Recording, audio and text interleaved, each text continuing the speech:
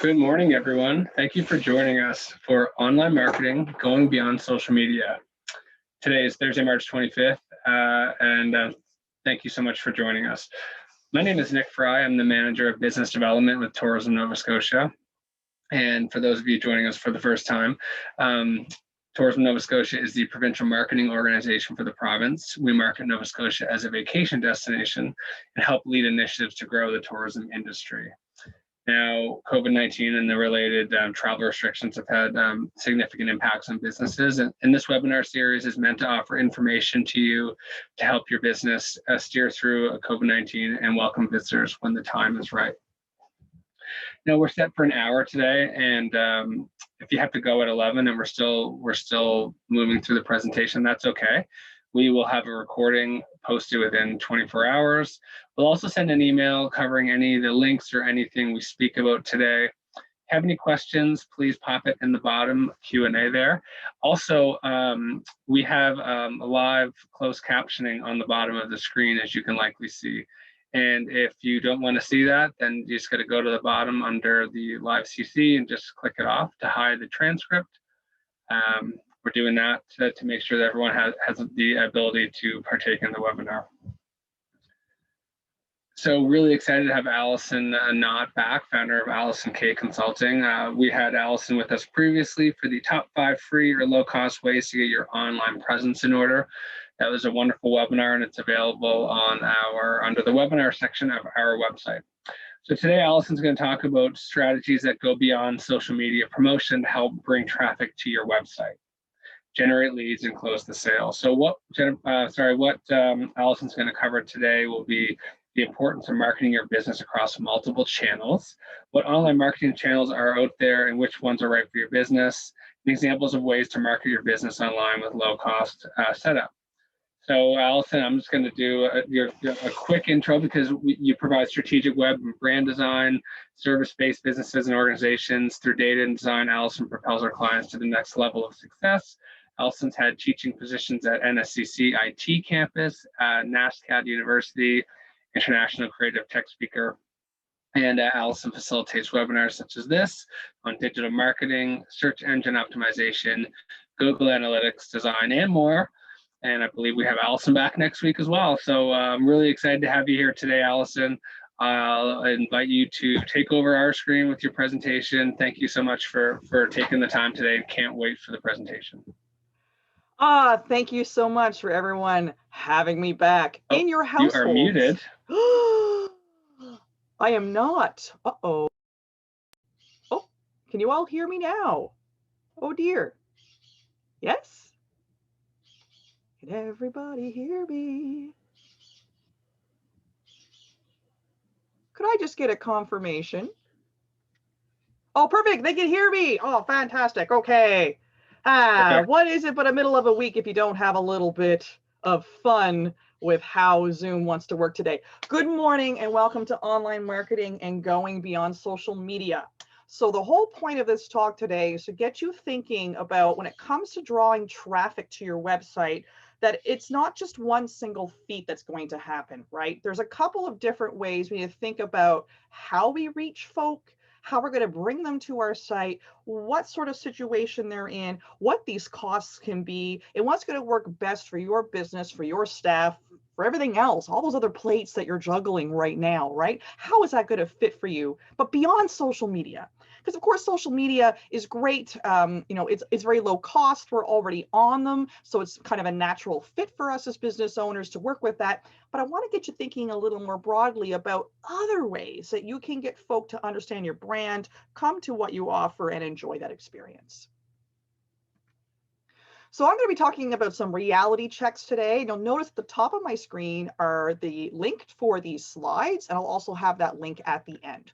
Also, there are key points in this presentation where I'm going to take a little pause and ask if there's any questions in the chat specific about that topic at hand, and Nick and the crew will be there to help facilitate those questions. And if we don't get to those then, there'll be plenty of time at the end as well. So the first reality check I want to give to everybody is it takes more than a few touch points for people to convert. And when I'm talking about converting here, I'm talking about they book with your location, they sign up for your newsletter, they buy the thing, they pick up the phone and they call, right? So in a perfect world, this is how we wish websites worked. Someone sees one social media post, they go to the relevant link that you put on your social media post, and they convert, right? Done, no problem. I make one tweet, I make one Instagram live story, they go to my website and they convert. But here's the reality of it.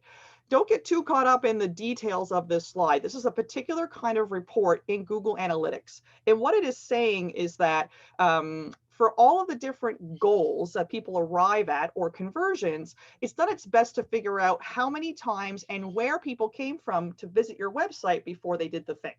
So let's just say for this example, this is on this side here, we have all the different ways that people can come and visit your website. And over here is every time someone signs up for your newsletter, it hits a little bell and Google Analytics says, I noticed that someone signed up for the website and I can reverse engineer how many times it took them to come to your website and from what channel. So as you can see in this first one, 144 signups weren't by someone going to the site once and signing up. What this is telling me is first those people came through the website through SEO, right? Through organic search. They typed something in Google and came to the website, then they left. And they came back directly to the website. And I'm going to get into the details of each of these channels. But as you can see here, 144 signups took 2 touch points before people signed up. And then in number 3, for example, you can see took them 3 touch points. 25 of those signups happened first from organic, then they went away, and they came back to the website, then they went away, and they came back to the website again. And of course, it can get really crazy, right? We can get all the way down to number 8, where you've got multiple transactions or multiple touch points on your site. So we're at a stage with website traffic and behavior where we're realizing that nobody just sees the thing once. So keeping that in mind, I hope that's going to set the stage today's conversation about the need to have multi-funnel channels happening and thinking a little more broadly about how you're going to get that traffic. So reality number 2 is, as you saw in those little colored codes, is that traffic comes from different channels. And each of those channels have a different kind of need to meet and a different kind of audience to serve. So if you think about your website as an octopus and it has a nice, in the center of your octopus, the head of the octopus is your website, it's your content, right? It's your bread and butter and where you're going to make your money. Then we have all of these arms of our little octopus that we want to make sure are healthy. What often happens is, especially if we're small business owners, have a very small team, is that social media can often be the biggest arm of our octopus, while all these other little arms, are a little thin, right? They're not as strong. They can't grab onto the sea rocks of our marketing needs. So I'm going to go through these channels specifically as how Google Analytics chops them up, but also it's a way that if you were going to work with a service provider, they probably have a specialization in these channels as well. So what I will do is I'll go over each channel, and at the end of each channel discussion, we can open up the floor to questions specific to that channel needs. So the first one I want to talk about is the direct channel, which is we call the Black Hole Sun. If you're a fan of such a band, it's such a tight place to be in. Direct traffic means 3 things. Either someone typed your website URL directly into the browser and they arrived at your website, or they bookmarked it, or the key thing is Google Analytics has no idea where this content came from. So, it's still valuable traffic, but we don't necessarily know when we're marketing how people got there. So we call it the black hole traffic, and typically directed into browsers or bookmarks. This can also be affected if people have ad blockers on, if they're using VPN services. So of course, no tracking system is perfect. Anyone that tells you that, run away screaming, because no technology is perfect at this point. But the thing is that with the direct traffic, we can make some guesses as to who these people are or what they're trying to do based on the pages they visit. So if it's a very specific product page, then you might have an inkling that they probably came there because they know the name of your product. If they come through your homepage, it's a lot harder to tell, because we can't tell if they came through your homepage because they know your brand name, known as branded traffic, or if there was some other ways to do it. So you can work with a a analytics specialist to help you figure out where that direct traffic is. But ideally, you want to be able to do your best as a business owner in your marketing needs to put them in specific buckets as close as possible. And I will give you some tactics today to do that. One case is using UTMs, which I will cover a little bit further down in this presentation. So are there any questions, my darlings, about direct traffic, the black hole sun of our content on our website marketing needs? Thanks, Allison. If anyone has any questions, just pop it into the Q&A at the bottom. And would you be able to tell the audience while we wait for questions what a VPN is? Sure. A VPN is something you can buy. It's basically a program on your laptop that tells the internet, well, you're somewhat to some extent, that you're from a different country. Most people use it when they want to watch like a video or they want to access streaming services. And you go to someone sends you a video from the UK and you can't watch it because it says this is not available in your area. You can turn on a VPN and all of a sudden you're coming from the States, or you're coming from Venezuela. It's a really neat thing, but as you can probably imagine, it screws up. Google Analytics is like, well, they must be from Venezuela, or we can't tell because the information's not quite sound. Do we know what percentage of people use those? We do not. It wouldn't be a lot, but they're also quite affordable, and I highly recommend them, especially if you want to grab some content you can't access otherwise as a Canadian. They're totally legit. They're a valuable way of looking at the internet. Okay, perfect. All right. Well, again, I would encourage anyone throughout the webinar, if they have any questions as we move through all this valuable information, to please pop it in the Q&A below. Allison, as of now, we'll just keep on rolling. Absolutely. Perfect. So we'll talk about a hot one that a lot of people are into, and I'm going to talk at a top level about this, and I'm going to dive a bit deeper a little later on about the good old organic search. You've probably heard it as SEO, search engine optimization. Let's just face it, you can't buy it. I get asked all the time. It's organic. There is no control. You can pay for someone to help you work through SEO, but you can't necessarily buy your way onto page 1 of Google Analytics. Or sorry, Google search results. You would have to actually pay for a paid ad, which is a whole other thing. And the other thing I want you to keep in mind about SEO is it's an ongoing process, and you can see growth or loss over time. It's not something you do once and then it's fixed. And I am going to get into deeper details about that, but I just want to cover that organic search is when someone goes onto Google or Yahoo or Bing or DuckDuckGo and they search for your website, and you come up and they click and move through it. So this is people on their own terms coming to your website. Another thing to understand about SEO is standards change. And we like to think about it as searcher intent instead of keywords. So you hear a lot with SEO, like you need to have the keywords in your page. You need to have the keywords in your page. While it is true, especially in Google's algorithm standpoint, it's a lot smarter than that. Most of the search engines these days are actually thinking about searcher intent. So they're considering things like, where are they located currently? So when they're looking for a resort, for example, they're not going to show them a resort that's in a whole other country. They're probably going to show them resort listings specifically in their area before they want to move on to other destinations. Or if they do type in, I want a vacation in Nova Scotia, then these things can help make all of these results that show up all the time, because let's just face it, about 96% of the internet is never actually logged in, or as we call indexed by Google, and about 1 million new pages are published every day. So it's going to be highly competitive. So the best way to approach SEO, I recommend this for even the smallest business, is that you should at the very least get an SEO audit and pick away at the recommendations of improvement first before you create new content. I will dig deeper into this another slide, but I just want to let you know that SEO is an ongoing journey.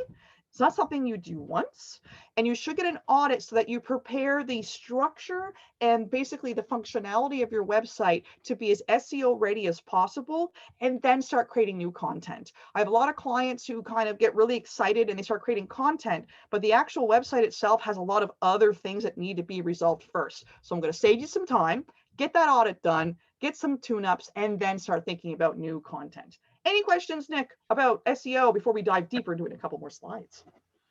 Yeah, there's a couple here. Is there a free online tool that does an SEO audit?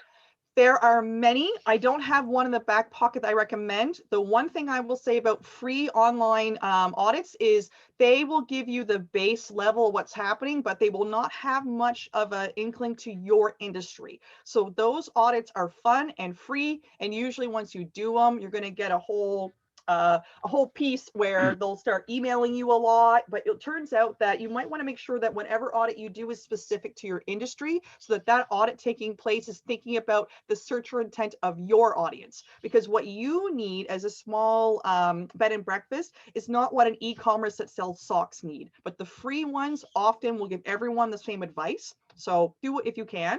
There's lots of great proprietors here in Nova Scotia too, or where else you want to look. You type in SEO audit plus Halifax or SEO audit tourism and find someone that can do that for you. Okay, that's great. And next question is, while setting up an SEO for a page, how do you approach key phrases, keywords when it comes to product description, short or long? Long, and what I recommend there is you can do something called a SERP simulator, SERP simulator. And what that will do is it will show you what the title and the description will be. There's lots of them out there. There's not one I recommend. And it will actually tell you when you're getting to be too long. So the first thing is longer is better, because the more descriptors you can have, the better. The other piece of advice I give is if that product is sold in other websites, go and check out their websites and see what they wrote. So you might get an idea of what you think people actually need to read. So do they need to read, the weight of something, or do they want to know that it has a 5-star rating? Is it important to include the maker of the product, or is it more important to include what's the materials made for it? Perfect. Another question is it worth doing an SEO copywriting course? Absolutely. Yes. That's all I'm going to say about it. Please do. Now, where is it a similar idea? Like, do you know anyone that offers these type of courses? No, and I don't want to get into plugging my own stuff. I have a couple of smaller workshops that I'm working on, and it has come to my attention that there is a big need for copywriting at a SEO level. So keep an eye on me. Hopefully I'll have one, but I don't know anyone in particular. Okay. Yeah, that's funny, because another question popped up was, do you offer one? So there we go, 2-for-1 answer. I do, yes. And I know it's a hot one. Is it okay if I move to the next one, though? Just I'm keeping abreast of everyone's perfect time. I know it's a hot one, and there's more coming. Okay. Be careful what you wish for with these questions. There's flying out here. I would just say 2 quick things. One more is that we are also developing a webinar around content creation. Fantastic. And one more question on this, and then we'll move on. And if there's any more questions at the end, we'll keep going until they're all answered. But how important is SEO compared to other ways to get customers? It's always important. As I talked about that octopus, the more arms, the better. So if it's important to you that you attract people who do not know what you're all about, SEO is critical to you. If you think your brand is large enough and new people don't need to know about you, you don't need SEO. That's my final answer on that one. Okay, perfect. Thank you. No problem. So the next one we have in our channels is referral. And this is when other websites link to your website, right? And this is another SEO point. This is critical to SEO. Why? Because you could have the best content out there and lovely content, and people can know about you offline. But if you don't have other websites vouching that what you talk about is in the realm you're discussing, then how are they to know that you actually are worth your grade of salt out there? So a referral is when other websites link to you. So if I have a website and I recently interviewed Nick for something, and Nick has a website, I would link to Nick's website on my podcast episode, and he gets the backlink. And now the internet knows, well, Nick's website is associated with Allison's website, which is about marketing. So he must be about marketing too. So we're going to give him more clout. We're going to give him more domain authority around that. So these links are called backlinks, and they are gold, but they are hard to get, right? So some ways for you to build links back towards your website are you can send out a cold email. You want to make this unique. So this is for folk that don't know about you, but you think there's a really good fit. And there's lots of resources online on how to write and craft really great backlink cold emails. You can also look for broken links on key sites that you think you would fit into. You can email them and you can say, hey, I was on your website. I really loved your article about sustainability and canoe excursions, for example. But I noticed on your blog post about this particular excursion, they don't actually offer that anymore. Their link appears to be broken, but we offer excursions. And also, I don't know if you know, but most of our staff are also First Nations. So would you like to add our link to your page to add more depth into what your users or what your visitors read? And of course, you can always build relationships, social and offline. So if you have been on a podcast, you have been interviewed before, you're very deep in a community and they have web pages, it's a great opportunity for you to ask them, hey, can we have a content piece together, or can we link to each other? Being on directories like Better Business or any local directories are also good. And the last piece I want to say about referrals is do not pay to be on lists. If it's too good to be true, it probably is. People who pay to be on lists, it's a short game. You will pay. I've seen everything from having massive traffic and it dropping off to actually being blacklisted by Google. So please, for the love of God, do not buy referral lists. Any questions about referrals?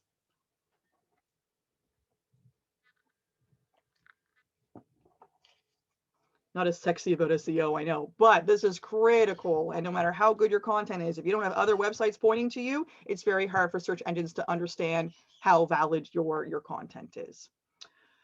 So the next one I want to talk about is newsletters, which I find incredibly underrated because, at the end of the day, you get to talk to your audience on your terms and not when they decide to search or when they decide to see you in social media when the algorithms grant you that access, right? So the thing about newsletters that I want to remind everyone about is that you need to make sure that you have a page on your site dedicated just for newsletter signups. This makes it a lot easier in social media for you to broadcast out and say, hey, we have a newsletter. We send it out twice a month and we include X, Y, and Z in it. What often happens, pardon me, is that folks say, go join our newsletter. But when you get to someone's website, it's like buried in a sidebar or it's buried somewhere. So I do recommend that you want to create a web page just for signups so that you can target people in your social media or when you're talking to them at networking events and make sure you offer up how often they expect to receive it and what kind of content they're going to get. And honestly, just saying for news and updates is not a really big carrot to dangle in front of someone's face. You could offer discounts. You could tell them they'll get exclusive offers. You could tell them that, you give them an opt-in. So if you sell jewelry, local artisan jewelry, you could say, hey, if you sign up for our newsletter, I will give you 15 ways to wear our beautiful jewelry in summer, for example. And so as far as sending them out, I think a big hurdle folk have is, I can't send this out every week. And that's a lie. You don't have to send out a newsletter every week. You can send it out once a month or a quarter or a season, whatever makes sense for your industry. You just want to make sure that it's usually what people expect when they signed up and you're consistent. And you want to make sure to promote that on social media. And for those of you who do already have newsletters and you're looking for the next step, I want you to start looking at what the options are in your newsletter platform for setting up tags and segments. So this will help you to organize your readership into buckets and make sure that, let's say you have wholesalers and you have front-end customers on your newsletter, you can set up tags and segments to kind of delineate them so you can target these folk with a certain kind of content and these ones with a different one. Or if you want to do it between your national, international, or local or Atlantic, if you want to start dividing up your audience, do that. It can really help you to target your messaging and really, use those newsletter systems that you're paying money for. And just as a quick notation on numbers, 11% is the open rate and 5% is the list conversion rate, which means in other words that about for all the people you have on your list, on average, 11% is a pretty good open rate. So if you're around that mark, that's awesome. And about 5% of people will usually buy the thing that you're talking about in your newsletter. Most conversion rates are very small numbers. If you read a blog post and they're like, we made this one change and we had 65% open rate. It's like, they probably only had 20 people to start. Now they have 200 people. So just be aware of that.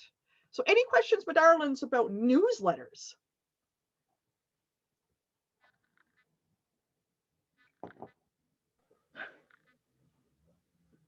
Oh, no? Okay. No questions. Yeah. Okay. So the next we have here is paid search and display. So I said earlier that you can't buy your way onto page 1 of Google from an SEO standpoint, but you certainly can if you pay to be on their Oh, advertising. sorry. Oh, Just off the presses. I hate to stop you there, but ooh, there's that's a okay. few. It's I okay. love There's it. a few around the same idea. So there's 3 different ones. Good length for newsletters. One person said they just started one. I'm glad to know the effort's worth it. Do you have recommendations on how to tag and segment? Is a newsletter different than a blog? Suggested Yes. length. Yeah. Okay, so suggested length matters to your audience. There is no key one, but if you have someone's email and you want them to open up and read them, giving them 3 sentences and a button probably isn't useful unless it's a reminder that your workshop is about to close and you have 3 spots left. So length depends on what you're trying to serve. Some people write their entire newsletter like a love letter to somebody and it's like 2,000 words or 300 words. Other people might have short little blocks. So there's no defined way. It's whatever you think your readership wants to listen to. Segmenting and tagging is different on all different platforms. So I can't really get into the specifics, but the first step is always to read the documentation and forums of the newsletter platform that you are paying for or you are running your newsletters from.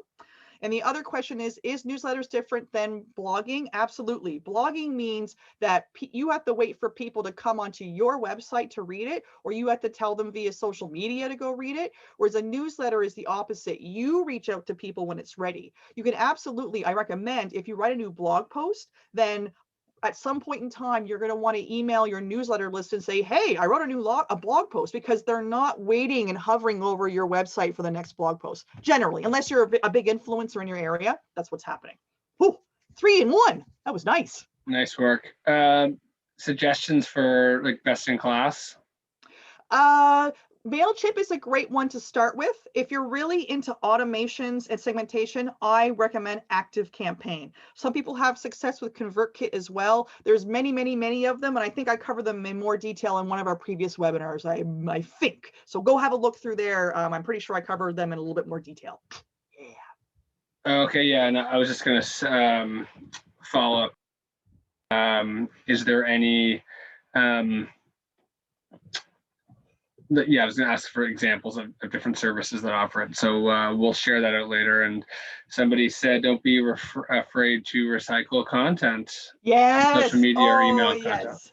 Yes, please recycle. No one knows the entire history of what we've done as business owners. So if you don't feel like you've talked about yourself enough, you haven't talked about yourself enough, because people are inundated with a billion things all day long and they're not centric around what we're doing. So absolutely recycle. Tell people about the event you held last year. Tell people about the product that you had last year and you hope to put back in. Tell people about the award you won 2 years ago. Tell them about the blog post you wrote 3 months, especially if it was like a summer post you wrote last year. The time's coming pretty soon where that's going to be relevant again. So yes, recycle your content. People click at different times, as we saw on that first slide. I love it. I love it.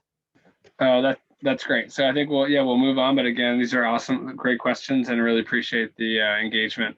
I love it. I love the tourism talks because y'all just have so many questions, and I love it. It's juicy. I wish we had 17 hours and that, time wasn't a construct. So let's get on into paid search and display. So if you're going to engage, and these are Google ads, right? Or YouTube ads, but I'm going to speak more specifically about YouTube ads. You really need to understand who you're selling what to. You do not want to get in a situation where you are paying for Google ads for brand awareness. It's not effective, it's very expensive, and it's a big waste of your time, in my professional opinion. Now, I do not do deep work inside of paid search and display, but this is what I can advise you on. That you really need to make sure that you're targeting a specific kind of person with a specific problem or need, and that you're going to send them to a targeted landing page that answers that question that you posed in the ad. So sending people to your homepage is rarely successful unless your homepage has been optimized to answer this particular question. It's much better to have a specific page created on your website just to send people there. And the reality is it's not as affordable as Facebook ads. It has huge return, but the difference is that you are using the exact same platform as giant conglomerates. So the space is very competitive.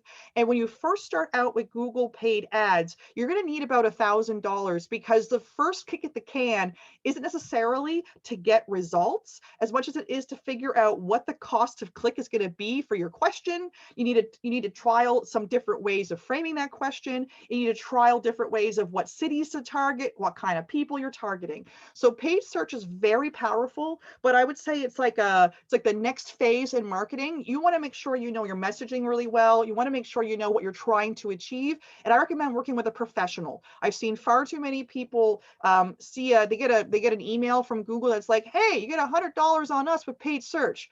It's just a fart in the wind, in my opinion. You really, $100 in there has no idea. It's also a very complex system. So I recommend with paid search that you have about $1,000 in your wallet at the time, and you work with a professional to make sure that gets done. Now, the conversion rate is a bit better, though. You get about a 4.4% with Google ads, and that means people clicking through to your site and then buying the thing or, signing up or getting the booking, which is pretty good considering. Actually, I do apologize. That first amount is people clicking from the ad to your website, which is great. So you're able to target them right when they're asking the question. And then depending on what you're offering, we've seen anywhere between 5 and 35% conversion rate of people actually moving through. So it can be a great way to work, but that conversion rate there of people actually buying, booking, signing up is really dependent on your landing page. Google ads can get people to your website, but if your messaging isn't clear, if your offer isn't juicy enough, the ad's done its job. It then becomes up to us in our marketing scheme to make sure that works. And of course, that cost per click completely depends. Some terminology can get you as low as 80 cents. Some can be as high as $8. And depending on what you're going for and how competitive that nature is, $8 might be a steal of a price, or 80 cents might be too much. So that's why that $1,000 investment just to get in there and figuring out what the cost is going to be for the world you're trying to play in can be really important. So are there any questions regarding paid search and display? Let's see. Do you have a recommendation for Google Ads professional HRM? I do. Is it okay for me to mention someone's name in the recorded Zoom? Sure. His name is Matt Whalen, WHLAEN, Matt Whalen. Check him out. Okay.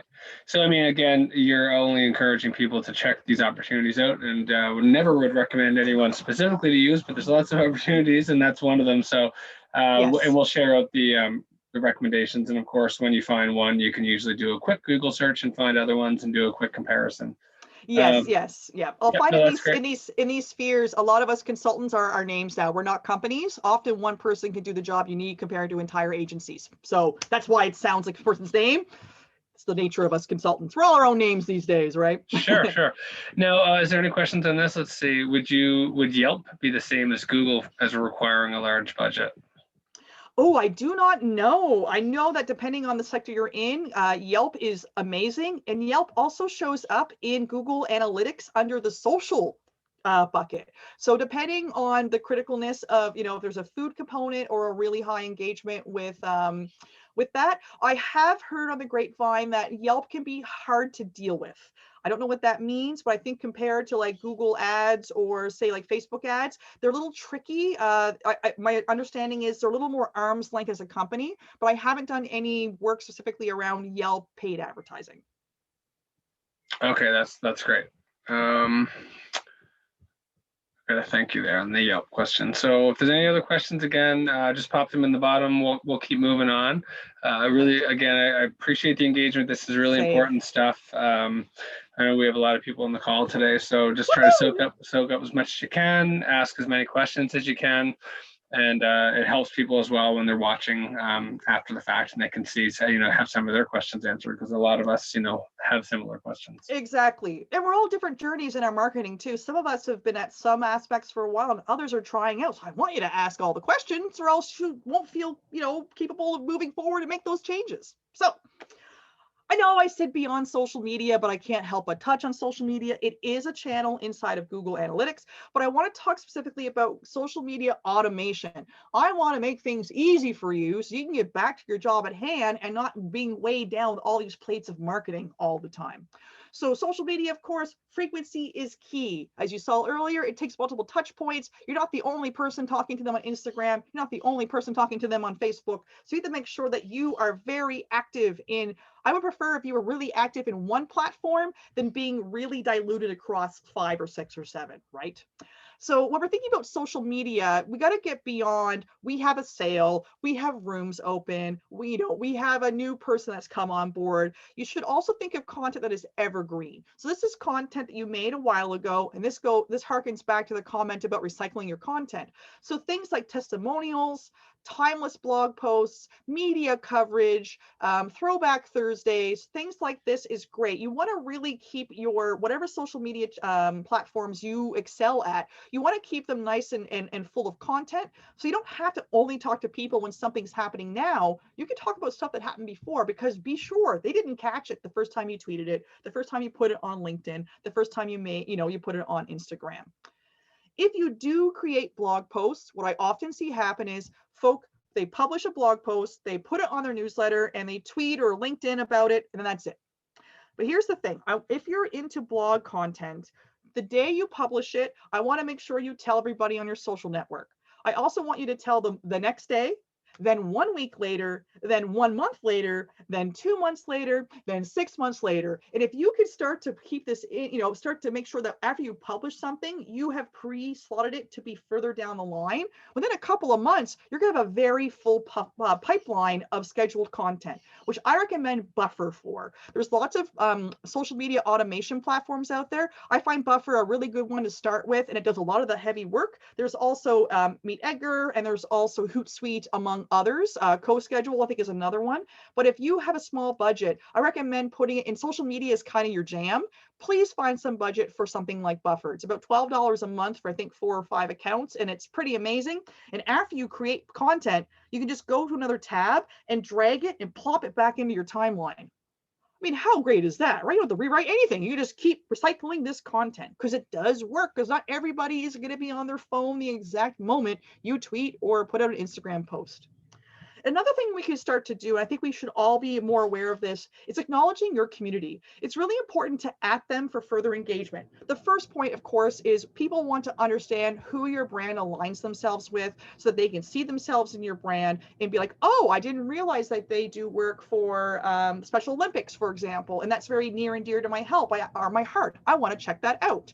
But also, at the same time, adding other accounts for most social platforms means that the social platform algorithms are going to say, oh, well, now we have to show this to both your audience and the person's audience you added. So you are creating a larger audience to pull from.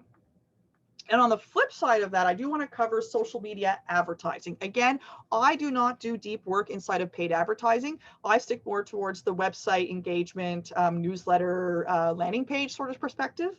But what you need to understand about social media advertising is that each platform's analytics can be very different. So when you have a couple of them on the go, you're not necessarily comparing apples to apples or apples to, it can be more like apples to oranges. Sometimes even their terminology is similar, but what they consider to be engagement is different, or what they consider to be click-through can be a little bit different. So you do want to recommend researching strategies before spending. I know it's really tempting when Facebook says, hey, here's $15 if you boost this post. If you're not paying for it, you can go for it, but it might necessarily be a bit of a lead. It's almost better for you to pause and do some research that's going to work best for that platform and get into it. And of course, if you've got a website and you're using something like Facebook, install a Facebook pixel. This is known as retargeting. What it does is it saves you a ton of money and gives you way more insight for your marketing. What this pixel does is that when you serve up a Facebook ad and someone goes to your website, they're tracked. And if they don't do the thing you want them to do, they don't click the button, they don't make the call, or what happens, that will send information back to Facebook. And then Facebook will say things like, oh, your campaign is done. Did you want to target the folk who did go to your website but didn't convert? Because again, frequency is key, right? So these pixels can be great to use in that instance. And as far as cost, these numbers change all the time. I had a look at these last week. The average Facebook click-through, cost per click is 97 cents. Twitter is 50 cents. Instagram is between 50 cents to $1, depending on what you're trying to achieve. And LinkedIn is $3 to $6 a click. And what you can think from this is LinkedIn, people often ask me about it. If you are going to move major money, then yes, you want to use LinkedIn. If the thing that you are selling is going to result in thousands of dollars in sales, then LinkedIn is more your option. If you're offering something that's like a price point under $50, then probably Facebook is a better use of your money. So are there any questions, to the best of my ability, around paid social media advertising? I anticipate this one's going to be a hot topic. Why do you like Buffer more than Hootsuite? Buffer is simpler. I found if I'm trying to focus on growing content, then I found Buffer to be a lot more intuitive, and it has all the pieces I need. And I just moved away from Hootsuite about 6 years ago. I don't even personally know what that platform does. I also have a couple of colleagues who used to be ambassadors for Hootsuite or others, and they found other platforms since. So for me, I like the simplicity of it. I also have other people that work with me in the communities that I help manage with social media. And we just found Buffer to be the easiest onboarding process. So if you're a small business and maybe you have interns or co-op students, Buffer is probably the best way to get them going. Thank you. How can we keep consistency on social media and highlight the brand to each post? The consistency would actually be highlighting the brand, right? So the brand would be in the brand language. So is there a certain way that you talk to your followers? Do they have a nickname, or do you call them, champions or earthers or friends or comrades or something like that? So your language can help. Being engaged in the comments is key. And part of that is making sure that you're putting content out there that people would actually respond to. So if you kind of put up a salesy thing that really doesn't have any language or question that would make people curious to engage, it's really tough for them to engage with, right? So I would say those are the two pieces there: is engage is they feel like they're actually connecting with a person behind the brand and not just a scheduled amount of tweets or posts. Okay. For things like Buffer and Hootsuite, there's usually a free and a paid plan. Is there an advantage to paying for the paid plan, which I'm assuming it would give you advantage and opportunity to tap into much more, That's it. Yeah. So, check their little features chart and figure out what makes sense for you. I always just go with free first to see if I even like it. It won't matter what features they got if you just find it to be a experience. So go for free, and then they will upgrade you and downgrade you whenever you want. They're waiting for you. Yeah, you are right on that. I'm sure we've all had that many times with many different services. Okay, so we have a question from Nick, and it's an organic SEO question. I have a site that publishes blog posts about expert advice, tips, standards, etc. I'm considering creating videos that cover these topics. My idea is to embed the videos on the blog pages. Is there typically a boost to organic KPIs when businesses add good video content to their sites, or should a marketer just focus on text-based content? No, those videos are critical, and I'm going to leave you with a little nugget there. The person that asked that is look into Schema, SHEMA, right up for your videos. It's really technical, but that will just help search engines crawl. And you're right, if you put videos on your site, it's quite possible that video will actually show up in the featured description. Yes, it is 40, and I still have 3 points left. So if it's okay, I want to be cognizant of everyone's time. Sure. We just have one last question. Sure. What about using the Facebook Business Suite for scheduling posts? Better or worse than Buffer? I do not know. I've had a bit of a time with it. I would talk to a social media manager. I don't really touch social media at that level, so I don't want to give false information. I don't know. Okay, and again, it kind of goes back to what you said maybe about trying it out. Yes, see if it works for you, right? So a lot of times, sometimes you have to actually try it yourself to see if it works for you. Exactly. Okay. Yeah. That's great, and that answered all the questions. So right in the nick of time. Perfect. So reality check number 3. If you don't track it, you can't measure it, right? So I want to talk specifically about links. Just a link, right? A link to your homepage. So https www.mywebsite.com. Here's a question I want to pose to you all. How can you tell that people that visited your site came from a print ad you paid for? You have a paid ad. It's a printed ad, right? And at the bottom of the ad, it says, visit us online at, website.com. How will you know which of that traffic from the printed ad came from the printed ad versus they came from Facebook or they came from some other space? So think about that for a second. Another question I have is, how do you know that a Facebook post you made 3 days ago could actually still be sending people to your site today? Because it happens, right? You don't post a post and it disappears off into space. How do you know? Or you make 3 tweets about your event, right? And for each tweet, you use a different image. Can you tell which image gave you more website visits? The answer to these is if you stick to a regular link, you are not going to know this. Instead, you want to go with something called a UTM, which are a business's best friend. So let me show you what they look like. You've probably seen these around, but it's this long string of information after a link. But what do these things do? So the first one is source. Now, don't get too off on the terminology. There's lots of, I offer some freebie content at the end of this to help you figure these out. But what I want you to understand is in this link, it tells us 3 things. It tells us where the traffic came from. So in this case, this website is coming from Google. You could say it came from Facebook. It came from Twitter. It came from your newsletter, right? The next little piece there, that medium, is what kind of traffic it was. Was it paid per click? Was it organic? Was it social? Was it referral?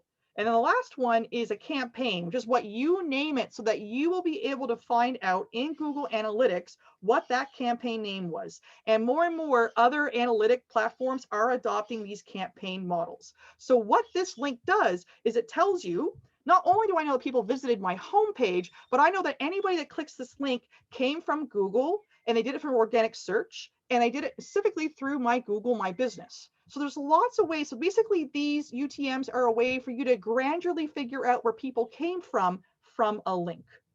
And we use these by using something called a campaign URL builder. And again, I have a little cheat sheet at the end that you can all download that'll help you out with this.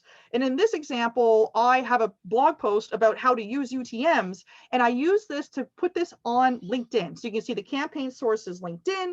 It comes from what social channel, what channel? Social. And I call it spring promo. So when I get traffic, I will know which people that came to my website clicked that specific post that I made.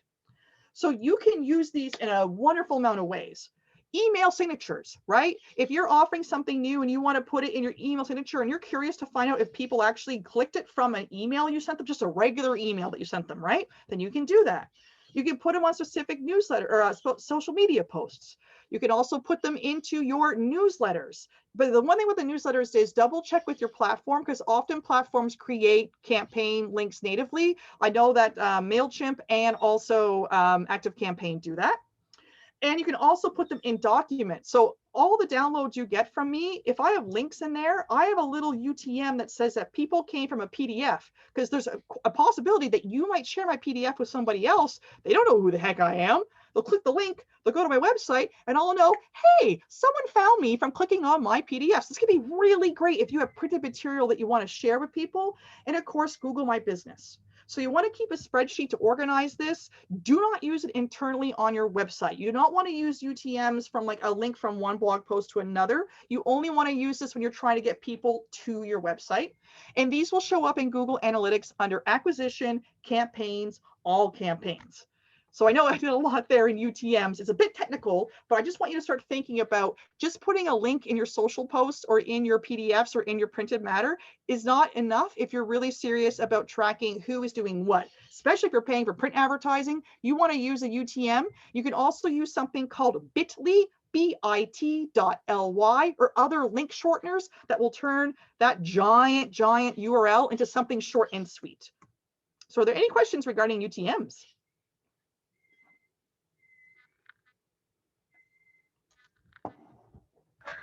Let's see, we have, you need to have a unique URL for the print ads? I would recommend it big time, yes. Because if you're paying for an ad and you paid $2,000 for that ad, you want to be sure that that traffic came from that ad, right? Before you want to go and say, yes, put me in the next issue. Absolutely. Yeah, so for print ads, you're recommending using a URL with UTM tags or shortened question mark, and then a follow-up is, even though you probably covered it, never hurt to go over it again. What does UTM stand for? Oh, Urgent something. Okay. It's Google Analytics used to be called Urgent. It's the software it's built on, but I'm sure someone can answer in the chat. But it doesn't matter. I mean, it's Urgent something metric. I don't even know. So yeah, I guess another question is like, are UTMs an app, or where do we find them to create them? So you go to that, you can just Google. So Google itself provides this program for you. You plug it in and it spits out a URL. You can also search like Google Doc UTM creators. You can cook Excel spreadsheet UTM creators. There's lots of ways. So UTM builder, UTM creator will give you lots of ways to build them. And you just paste them into your content. Yeah. And they are urchin tracking modules is There you go. what it stands for. But Yeah. it seems like what the name is doesn't really mean too much from what I can tell. No. Referral. Somebody had a question that said referral code ? Oh, the referral code? Yeah. So let me see here. There's no referral code per se. You could put referral in as a campaign medium because a referral, as we know, is a kind of channel inside the site there. Okay. Okay. So I got 2 left. We can definitely get through these. So yeah, just to let everyone on the call know quickly that we are obviously going to go over 11, but that's fine. And if you have to go somewhere else, that's also fine. We will make this available so you can catch the end of it later. And if you can say, it's great. We hope that you can.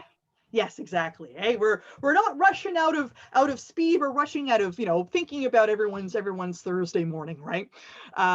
So reality check number 4. SEO, as I said earlier, is not something you do once. You don't pay someone to do your SEO and you get to walk away and get the benefits, right? It's a very competitive market. So I do want to just make some realizations around SEO realities. Is that other websites can have more authority than you. And because of that, they are going to take precedence over you no matter what you do. So if you are a brand new website, a brand new brand, you've just put your website up this year and you work in the canoe excursion business, and there are 5 other websites that have been around for 15 years that also do canoe excursions, you're going to have to do some work to catch up to that. It's not impossible, but you have to realize that simply adding keywords or having someone go in and SEO a page for you does not mean you're going to start to rank, because other websites with other teams are also doing the same thing. And if they have more authority, they have more people backlinking to them, then they are going to have a higher level of clout than you are.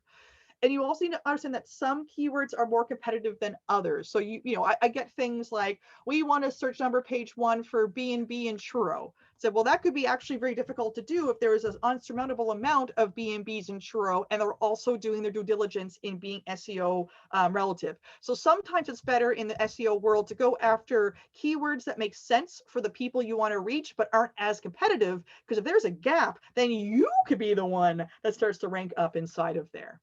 And there's also constant changes of trends and changes in searcher needs. My great example is Queen's Gambit, right? It's a move in chess, but because the series came out on Netflix, if you look historically what people search, all of a sudden Queen's Gambit is taken off in the search result. So if you were in the process perhaps of selling chess guides, you might go, wow, this is great. Everybody wants to find out about this particular play in chess. And we're like, well, no, actually they're looking for information on the people who starred in that series. So you have to be aware and be cognizant and attentive to what's happening in your world from a trend perspective, especially if suddenly like geodesic and glamping or exotic camping comes up. You might see a huge rise. So you might have done all this SEO work for your more rural camping while the glamping is kind of coming up in style, and then something could happen in the media or online and that could totally tank, right? So there can be changes in trends. You don't do it once. You need to be aware what's happening in your ecosystem.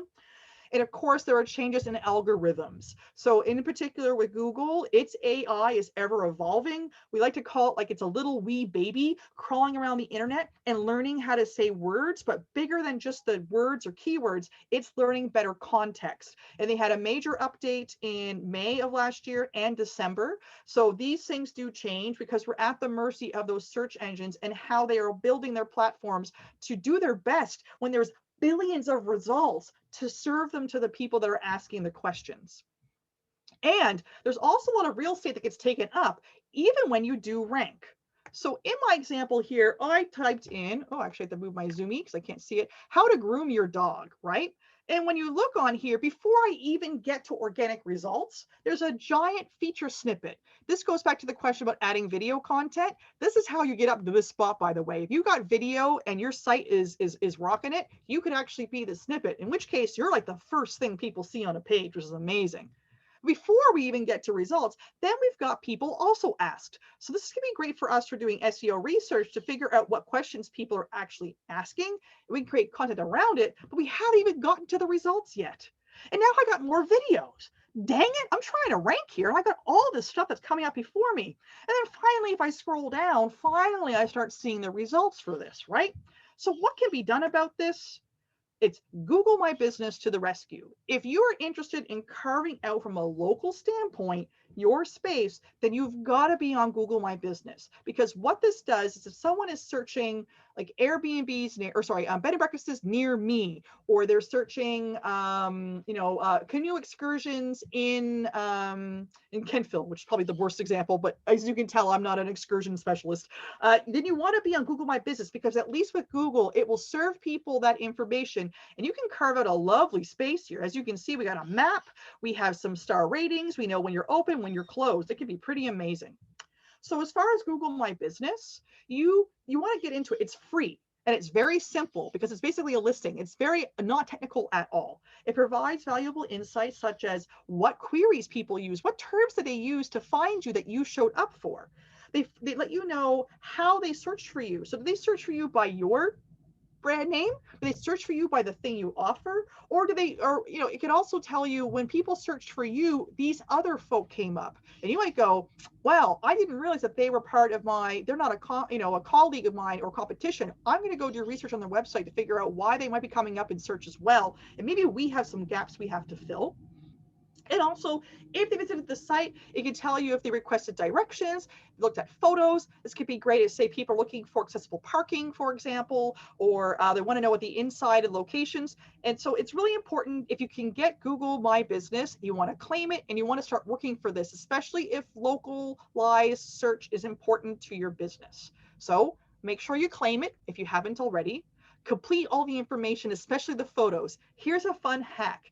Change your photo every season. If you do nothing else at Google My Business, but you update photos periodically, Google Business currently goes, oh, well, they're fresh. We might actually serve them above somebody else in the results who hasn't been attentive to the Google My Business recently. So that's a really easy one to do. Take 4 shots of your exterior in the spring, summer, fall, and winter and put them up as the seasons change.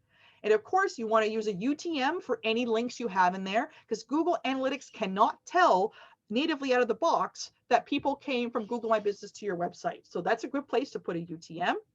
Request that your guests leave reviews. If they left reviews on your own website or on Yelp or elsewhere, copy and paste what they wrote into an email and request that they leave reviews. Because if you saw that listing there of the dog groomers, our eyes are attracted to that star rating, because in a sea of text, we start seeing orange stars, right? So go ahead. What I often recommend to folk is when you get your Google My Business, it's totally fine in a newsletter to say, hey, we've just launched Google My Business. We've loved your patronage over the years. We would love if you could send us a review. If you want us to help out with that, please help, because you can't put reviews on your own Google My Business. And of course, they provide you lots of these insights, so you want to review them to strategize. It's not just enough to have it. You want to make sure you can go in and check out those insights.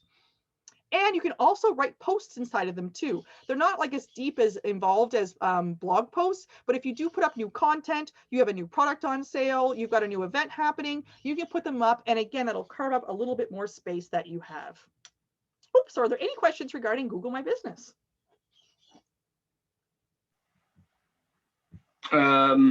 Which keyword ranking website do you use to determine the competition between your keywords and key phrases? I pay for something called Ahrefs, A-H-R-E-F. Is quite expensive, and it's also quite involved for someone like me that works deeper in SEO. There are other ones like SEM Rush. So capital E, capital S, capital E, capital N, Rush is a bit more affordable, and they often have trial periods. And then there's also free applets that you can install on your Chrome or Mozilla browser. And those are things like Keywords Everywhere, SEO Pro. There's a couple of them that can help out. So I would search, again, free keyword analysis. And just, you want to read the documentation, because sometimes that content skews towards an American market. And so you might see low results, but that's just because the Canadian market, not as many of us as there are Americans. Okay, perfect. Do you have any, and then somebody shared the website you're talking about. Do you have any suggestions for tracking results from print ads apart from creating annotations in Google Analytics? So yeah, you want to do that notations in Google Analytics, and I would say that it's going to be more of an offline thing. So once you track the results of that and you understand in Google Analytics, you want to review the data to see what that behavior looks like. So did you notice? So I would say it's more about, once you see and you're able to identify the traffic coming from print ads, you want to look at the average time on page. You want to look at other pages they clicked. If you have goals set up in Google Analytics and you want to make sure that you're seeing, are the people who have read that print ad, are they actually converting? And then maybe there's some sort of language, or especially if you send them to a specific landing page, in your e-newsletter system, if you want them to sign up, I recommend that you tag them or segment them as people from that print ad, because you would know, for example, if it was put in, I don't even know if this magazine's around anymore, Cigar Aficionado, for example. Where I get these examples, I don't know. There's too much in my oversized noggin here. But let's say you put an ad in, Cigar Aficionado, then you might want to segment out that crowd, and there might be something about those folk who are into luxurious experiences that you can then target your messaging to them after the fact. Okay. Do you recommend QR for print ads? Oh, pardon? Do you recommend I'm assuming a QR code for print ads? Yeah, those can work as well. Just make sure, I would say the biggest thing about that is the technology is getting better, but make sure that the print material that it's being printed on is like a nice glossy. I used to work in the newspaper business, and sometimes in newsprint, we have misalignments of ink, and it can be really hard for a phone to pick it up. Kind of like if you ever try to scan eggs at like the self-checkout, and like the curtains only work half the time. It's because that print can get a little bit fuzzy. But they're useful otherwise. Yes, that would also work. Perfect. All right. I think that is more. I think that so somebody said very good information, complex. They'll need to rewatch this. They're heading to another meeting. Somebody else put the two links up. So SEM Rush, and the other site you mentioned was Ahrefs. So we'll share that out in our post email. So yes, that's great. So we can move on. Oh, fantastic. So my last reality check for you today is that your current customers are key to your future customers, and you need to interview them. And I know people are like, what? No, I'm not going to talk to my customers. I just want to be behind a screen and talk and just talk to them. But I'm telling you, the key to your current and your future customers are in your current customers. So I believe firmly in customer interviews. In fact, one of my key services is I do rebranding and website redesign, and I always interview those customers when we're doing those redesigns, because I need to find out basically, how do these folk become your customers, right? And we want to reverse engineer that and then target that key point. So these are more accurate than buyer personas. Perhaps when you first had your branding done or first had your website, you might have had this fictitious person with a fictitious name, and it was your ideal of who your perfect client was going to be, your perfect guest, right? But often it's dealing with just you as the business owner. I've done them too, but the problem is that as business owners, we're focused on the thing we provide. We can't necessarily be in the shoes of our customers that went from not being a customer to being a customer. So customer interviews can be a lot more deeper about buying in those buyer personas. So what it helps you is it helps you to focus on trigger events instead of demographics. I'm not saying that the age or locale or the socioeconomical need or labels of your clientele or your guests is not important. It is, but customer interviews focus on why they chose you. And you can usually do them in under 20 minutes. They don't take a long time. You don't need to interview 500 people. 3 to 7 is often enough. And you also get the exact language that they use and apply to your website, social media, and print collateral. You listen to them very carefully, and you listen to the words they use, because you can use those words in your content, and all of a sudden you are speaking their language. You are really telling prospective guests, prospective buyers, prospective clientele that you get them.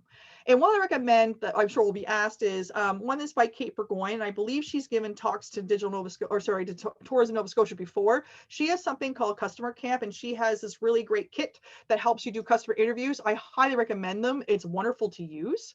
So I want to give you an example of one. You don't need to sit down and read all of this, but this is a fictitious one I've done. But what will often happen is when I've interviewed a segment of my clients or customers, I'll see a pattern emerge. I will see this theme emerge, and I will create a persona around that. So in this example, this is how I work. There's many different ways that you can work with this. This is just how I present it to my clients, but I give them an idea. So here's Sam, who they're an ideal guest for, we're going to say, a fictitious area that holds retreats. And this person holds bespoke retreats for professionals. So I give a little picture just so that whenever we're talking about how we're going to talk on social media, what we're going to put on our website, what kind of advertising, we're going to say, does this meet Sam's needs? And Sam could be one person or maybe multiple people who've expressed the same needs. And I like to break it out between challenges and catalysts. So right now, of course, COVID has affected a lot of how our guests and our clientele see us. And what I do is in here, whenever you see uppercase words, I'm letting myself and my client and hopefully their copywriter know these are exact wordings that I heard over and over in my interviews. And that is gold for you to put into your messaging, right? We talk about like their catalyst, like what made them go to you. And if you can figure that out, then you can build content and messaging around it. We also want to think about needs and goals. There are important things they need, and then there are things that are personal to them that we need to be aware of. Status is often a big one for folk. In the case of this one, for this Sam person, it was really important that the location be queer friendly, because in their experience, most of the locations they went to downplayed that, or they didn't feel welcomed for their guests, which of course, really affected the bottom line of those retreats. And I also like to look at what were they doing before they found you and after they found you. And that before they found you is great, because often they will tell you who your competitors are when you don't necessarily think that they are your competitor. And a great example of this would be, you might think that your other competitor's website looks awful and doesn't offer a great experience, but maybe they have an amazing cook and everyone flocks to that kitchen. They don't care how ugly the website looks. They are drawn to the food and the experience.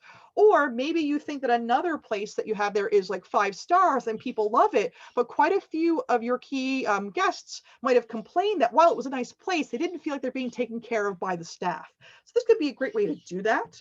And after you is where we kind of it's the only time we actually talk about you as a business, right? Most of this interview is about them and what they feel and how and what they've been experiencing.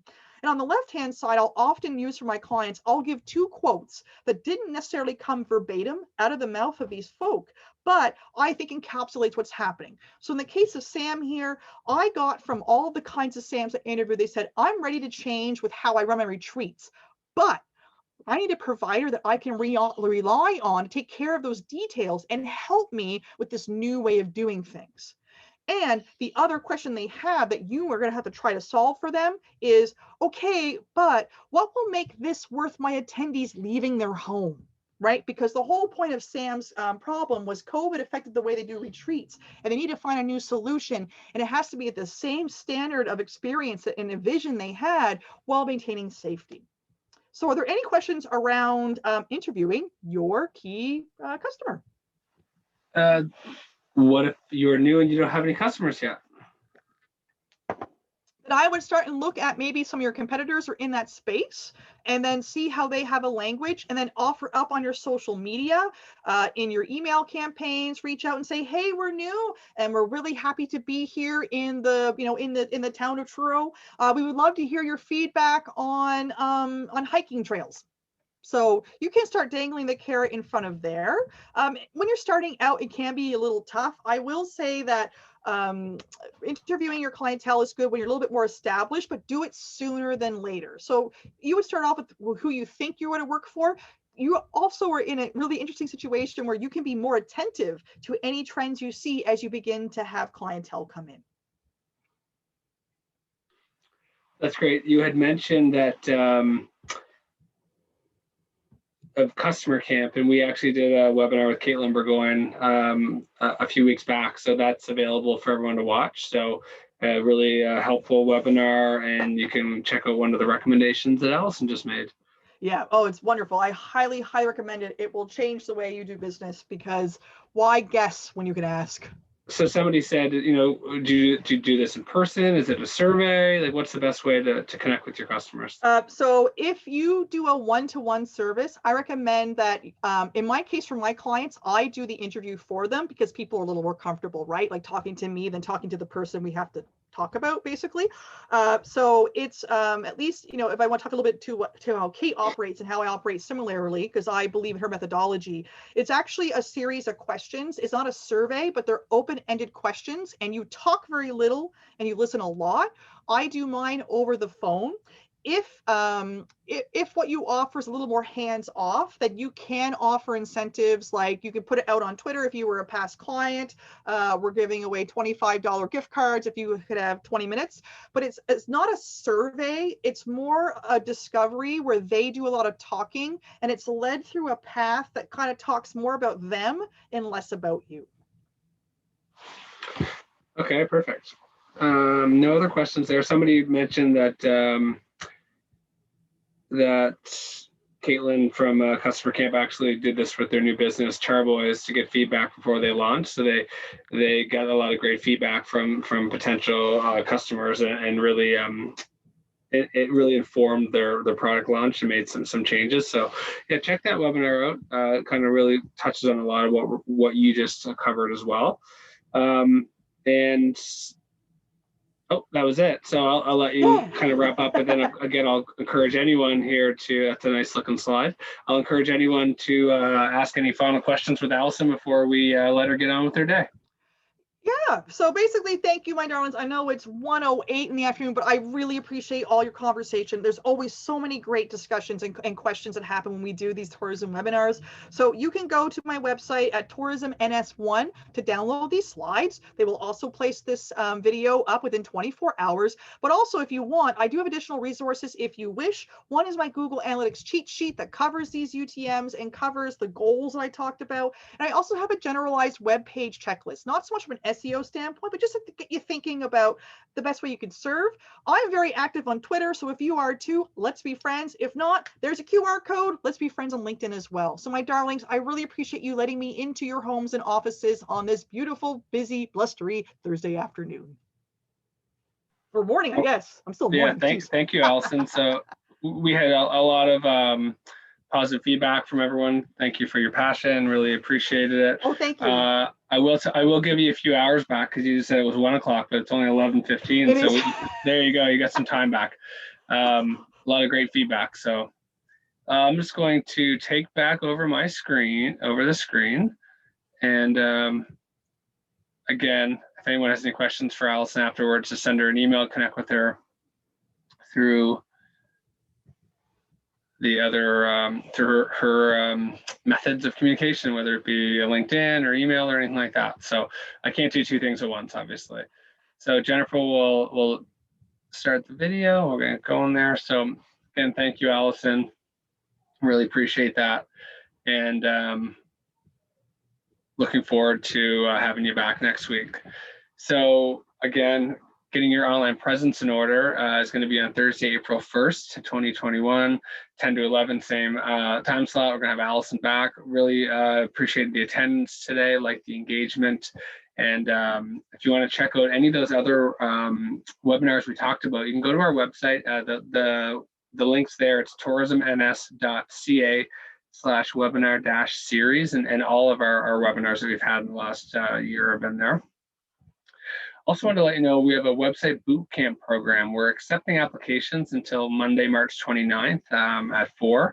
And it offers the ability to develop a mobile-friendly website on the Wix platform, and it's will be an effective web content tool, of course. The fee to participate is $150, and anyone that's interested in that can click on the link on our website. We'll share it out as well. I would encourage everyone that needs a new website or is thinking about it to look into it and see if it's something that might work for you. really encourage you to stay connected with us. Everything we talked about today, whether it be a program, the website bootcamp, we will share that out in our In Touch newsletter. So make sure you go up and sign up for our newsletter. You can email us at tnsbusiness@novascotia.ca. Follow us at LinkedIn, Tourism Nova Scotia, on Twitter at tourismns. Our website, of course, is tourismns.ca. And we have some really great COVID-19 resources, so we'd encourage you to check those out at tourismns.ca/coronavirus. Thank you so much. Really appreciate your time today, and I hope you have a great day.